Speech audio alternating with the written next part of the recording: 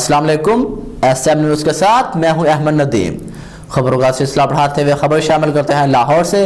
راوی road police intelligence based کارروائی، 2 رکنی mobile اور کیش سنیچر گروہ راوی روڈ پولیس کی گرفت میں۔